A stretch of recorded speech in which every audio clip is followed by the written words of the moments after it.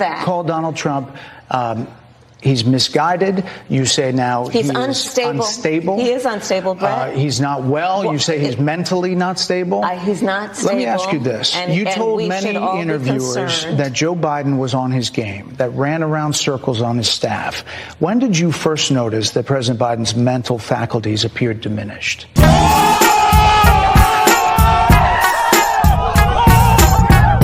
This is not what we want. Democrats voted. Donald Trump, and Donald Trump, and Donald Trump. President Biden at a fundraiser debate stage. Let's go back to Donald Trump. Donald Trump.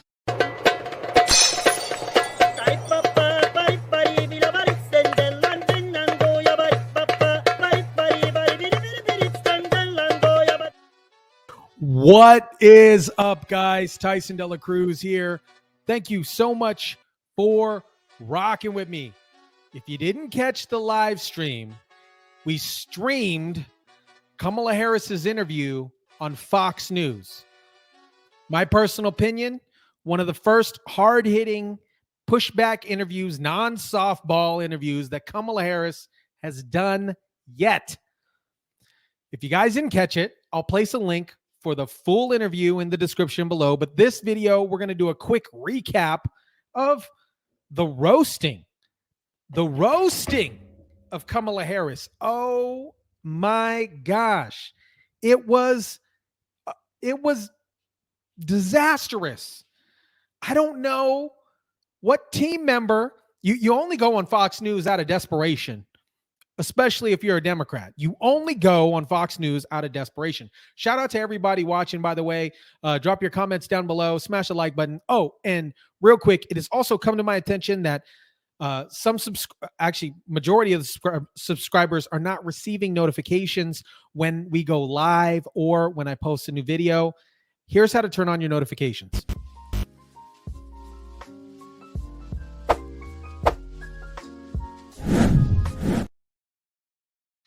She's answered immigration before, and it really does go through a TikTok. You know, she says when they first arrive in office, they put forward this bill, and it didn't go through. But she doesn't talk about the bill. It was an amnesty bill for 11 million illegal aliens inside the country over 8 years.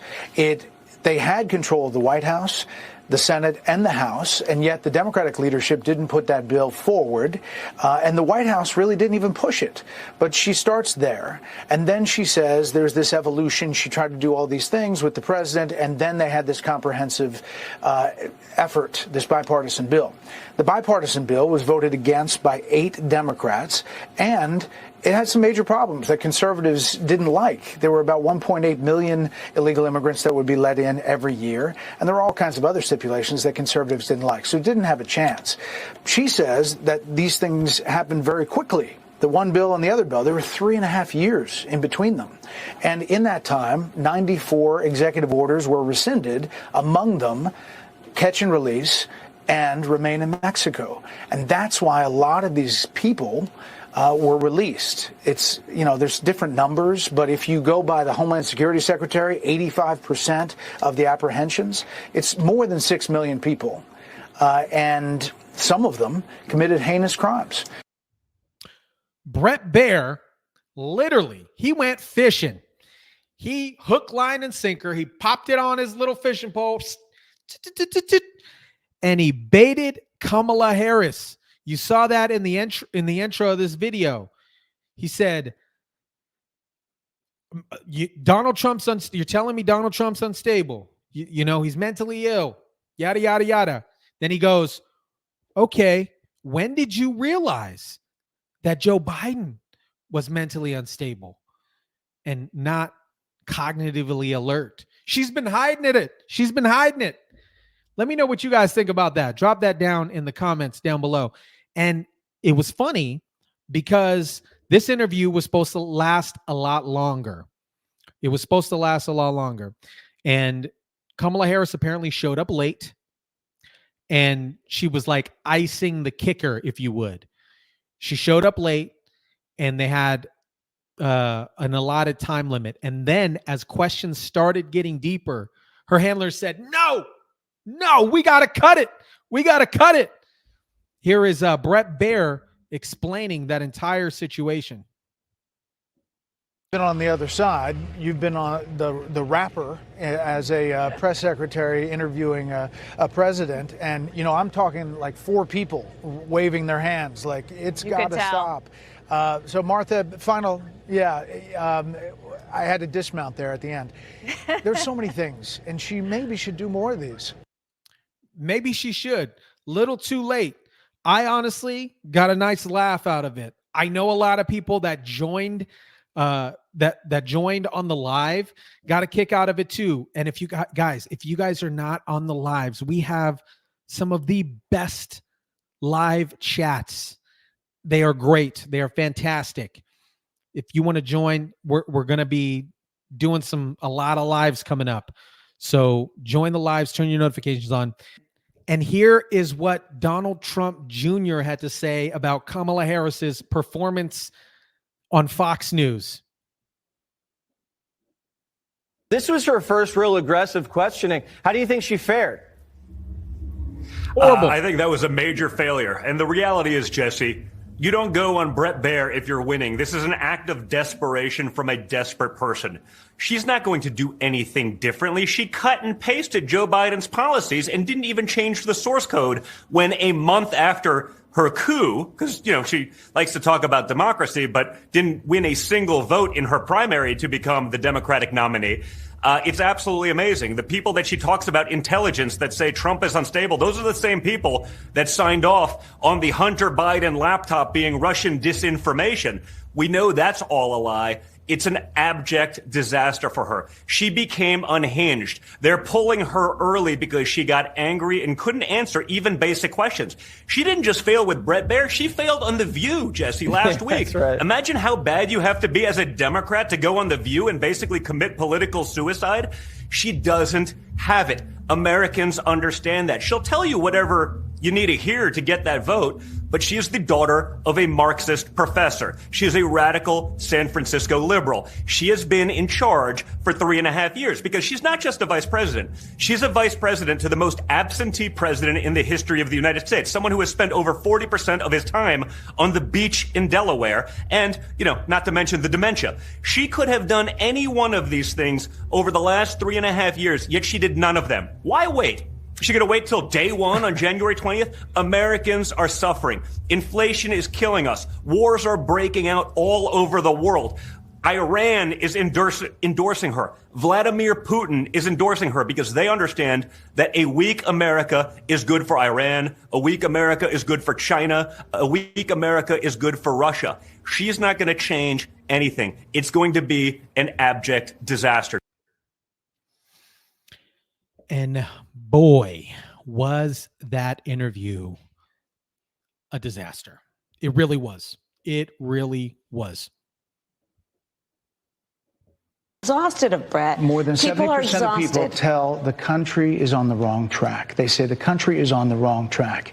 If it's on the wrong track, that track follows 3.5 years of you being vice president and President Biden being president. That is what they're saying, 79% of them. Why are they saying that? If you're turning the page, you've been in office for 3.5 years. And Donald Trump has been running for office. But you've been the person holding the office. Come on. Madam You Vice and I President. both know what I'm talking about. You and I both know what I'm talking about. I actually don't. What are you talking about? What I'm talking about is that over the last decade, But you're people the have lever of become. power. But listen, over the last decade, it is clear to me, and certainly the Republicans who are on stage with me. And he goes on to ask her, he says, excuse me, he says, the people that are saying that the economy sucks, are you saying that they're stupid? And this is Kamala Harris's answer to this. Misguided, the 50%? Listen, Are they stupid? What is God, it? I would never say that about the American people. What else do we know about this population, 18 through 24? They are stupid. She literally says that. She says that. Guys, this interview was a complete deflection. If she didn't know the answers to the question or didn't feel comfortable answering the question, she deflected immediately to Donald Trump. She deflected, excuse me. I got a ping. I should have turned it off. Deflected to Donald Trump. Donald Trump. I said this on the live and I'll say it here. I'm going to use that next time, you know, somebody asks me a question and they're like, hey, why'd you do this? Well, you know, I was raised in the middle class and it was Donald Trump's fault. So yesterday, Kamala Harris was on with Charlemagne the God on the Breakfast Club. They did an audio only at the time. It was an audio only interview. And look at this. This looks peculiar. A lot of people on the live were saying, what? She has the same earrings on. Watch this. Screenings and to make sure that people are actually going to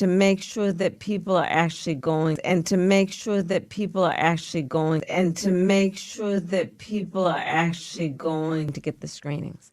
Not Interesting. Very interesting. Man, this is not looking good for Harris and Walz's campaign. It is not. This was a complete meltdown. She had a breakdown. She was yelling. There was no energy of her joy campaign. It wasn't even around. She was shaking and they cut the interview off early. We're going to jump into what Jesse Waters had to say. Let's jump in. Covering the Kamala campaign's been disorienting. First, she was the most unpopular VP in history. Then she's Mrs. Messiah. Her record's radical left. Then she agrees with Trump, but her values haven't changed. Okay? Her VP's wooing white dudes and Obama's scolding the brothers. She hid from CNN for 5 weeks. Then she turned down the Fox debate. Now she's playing footsie with Rogan and begging to come on Fox. Well, be careful what you wish for, because Kamala Harris just sat down with Brett Baer for a half hour and she was roughed up so badly, Pelosi's asking Joe to get back in. How many illegal immigrants would you estimate your administration has released into the country over the last 3.5 years? Well, I'm glad you raised the issue of immigration because I agree with you. It is a topic of discussion that people want to rightly have. And you know what I'm going to talk about. Yeah, but right do you now, just a number? Do you think it's 1 million, 3 million? Brett, let's just get to the point. Okay, the point is that we have a broken immigration system that needs to be repaired. So your Homeland Security Secretary said that 85% of apprehension. This is Democrats right now.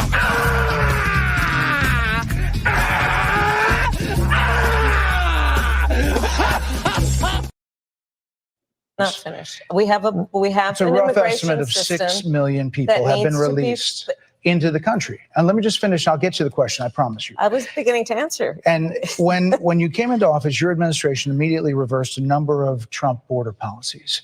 So looking back, do you regret the decision to terminate Remain in Mexico at the beginning of your administration? The first bill, practically within hours of taking the oath, was a bill to fix our immigration system. Yes, ma'am. It was called the U.S. Citizenship Act of 2021. Exactly. It was essentially a pathway to citizenship for the elite. Yes, ma'am.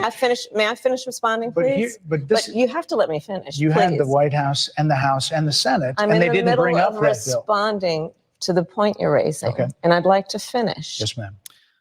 The angles that they used even on the interview. Again, if you haven't seen the live interview, I'll place a description for it down below so you can watch the entire full interview. But basically, I recap it in this video. But the angles that they use, Brett Baer, square jawline, broad shoulders, sitting upright. There's an angle where they got the camera shot on Brett Baer's shoulder. Kamala Harris looks small and weak. She's not the leader that we need right now. We recognized from day one that to the point of this being your first question, it is a priority for us as a nation and for the American people. And our focus has been on fixing a problem. This was the first time the vice president and the Democrat nominee had ever had to answer for herself. She spent more time defending herself with Brett than she has defending the actual border. Then it got personal. Former President Clinton actually referred to Laken Riley Sunday campaigning for you in Georgia, saying if those men had been properly vetted, Laken Riley probably would not have been killed. So if it wouldn't have happened, this is well before any negotiation. This is well before Donald Trump got involved in the politics. This is a specific policy decision by your administration to release these men into the country. So what I'm saying to you, do you owe Brett, those families an apology? Let me just say, first of all, those are tragic cases.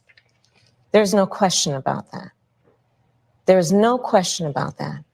And I can't imagine the pain that the families of those victims have experienced for a loss that should not have occurred. So that is true.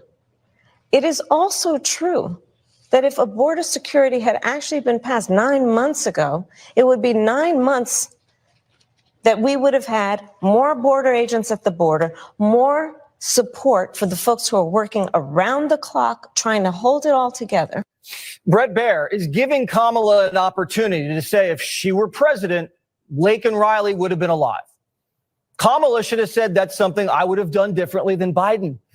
I would have secured the border much earlier, but I was just the VP serving at the pleasure of the president. And if you vote for me, I promise I'll protect women like Laken Riley. At this stage of the campaign, saying, I'm sorry about the dead woman on my watch, it's all Trump's fault, it's not going to fly. Harris has never been pressed this hard on her border policies. And it continued. Madam Vice President, it was a policy decision in the early part of your administration. I will let one of the mothers talk about it. Take a listen. Because of the Biden-Harris administration open border policies catch and release, they were enrolled in the Alternatives to Detention program. This meant that they were released into the United States. It was not even a full 3 weeks later that they would take my daughter, Jocelyn Nungare's life. I believe the Biden-Harris administration open border policies are responsible for the death of my daughter. That's the early days. So do you owe them an apology is what I'm saying. I will tell you that I am so sorry for her loss. Do you believe her? I'm so sorry for her loss. Sincerely. But let's talk about what is happening. That's what killed me. I'm going to get back to the video, but that is what killed me. I don't believe her. She doesn't sound sincere. Let me know in the comment section down below. Do you believe her? Does she sound sincere? Yes or no?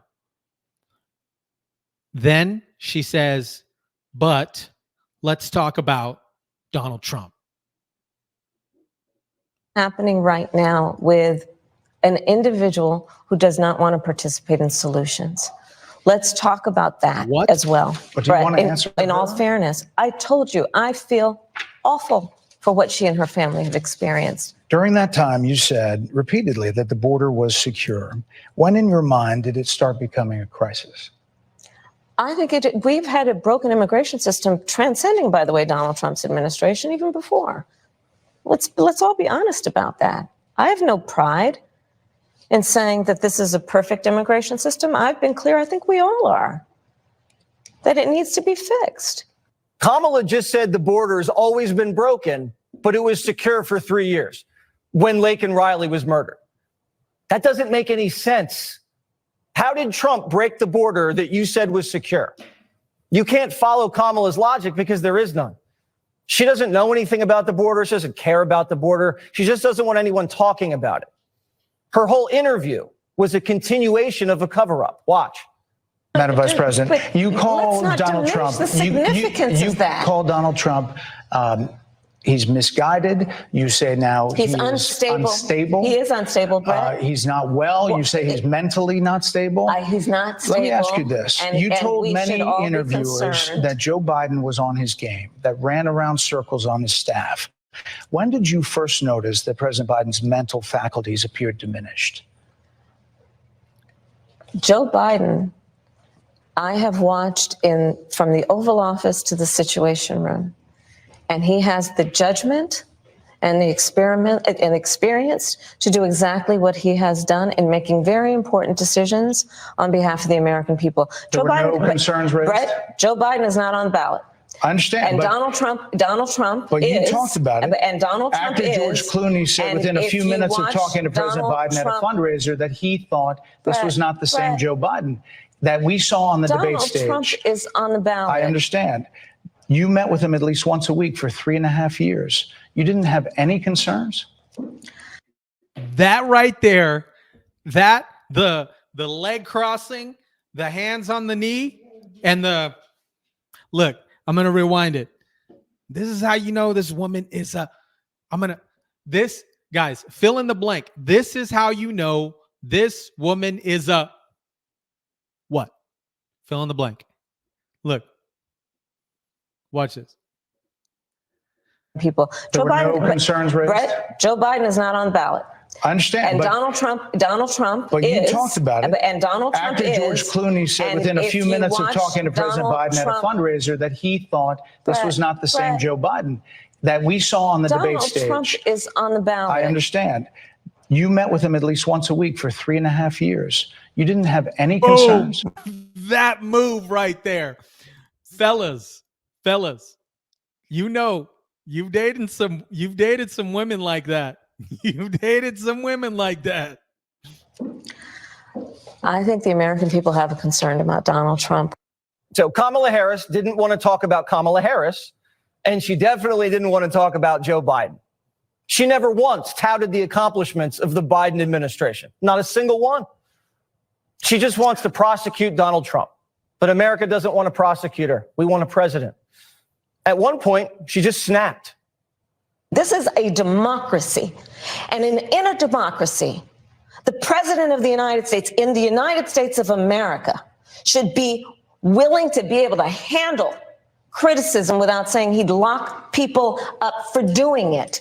And this is what is at stake, which is why you have someone like the former chairman of the Joint Chiefs of Staff saying what Mark Milley has said about Donald Trump being a threat to the United States of America. Why didn't we see anger like that about the border, about prices, about crime? Never kind of showed that flash of anger when it was affecting millions of Americans.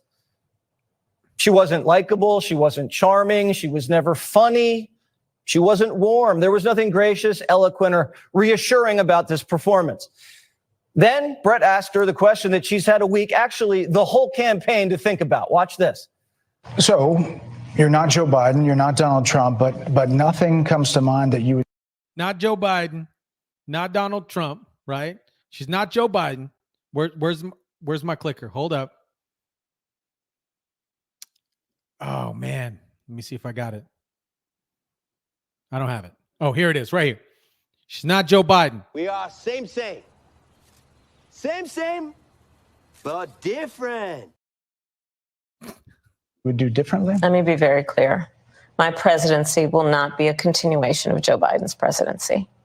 And like every new president that comes into office, I will bring my life experiences, my professional experiences, and fresh and new ideas. I represent a new generation of leadership. I, for example, am someone who has not spent the majority of my career in Washington, D.C.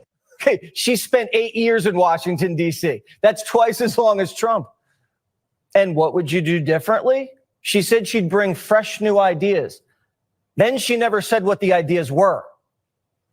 Your campaign slogan is a new way forward, and it's time to turn the page. You've been vice president for 3.5 years. So what are you turning the page from?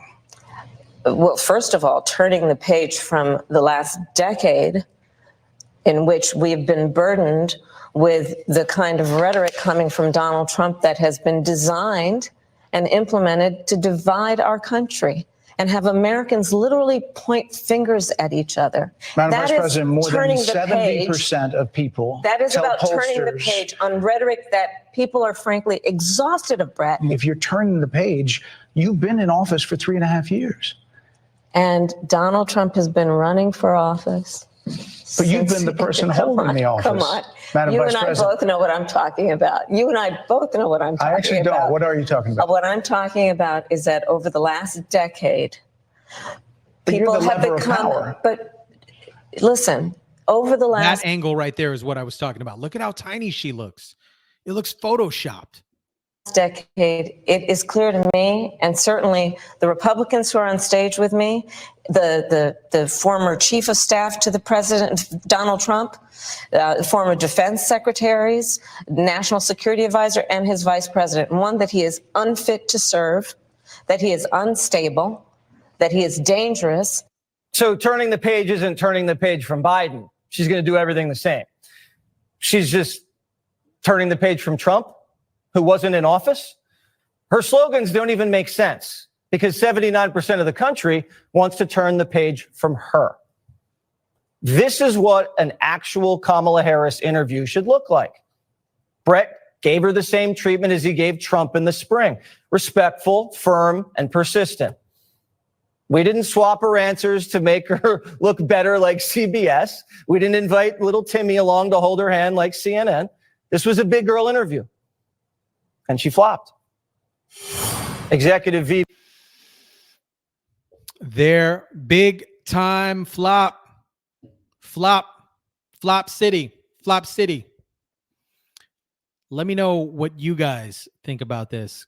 Kamala Harris is that I said this on the live. I'll say it here. I'm interested to see what Polly Market is going to do tomorrow. We're going to see.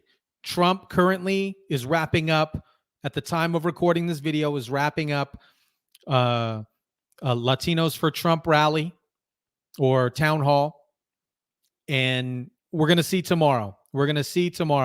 So let me know what you guys think. Did you watch the entire interview? If you haven't, I'll place a link for that in the description below. Did you watch it? Did you like it? What did you think about it? Let me know in the comment section. Drop your comments. Smash the like button if you kindly would. Share, subscribe. And as always, guys, I'll catch you on the next one.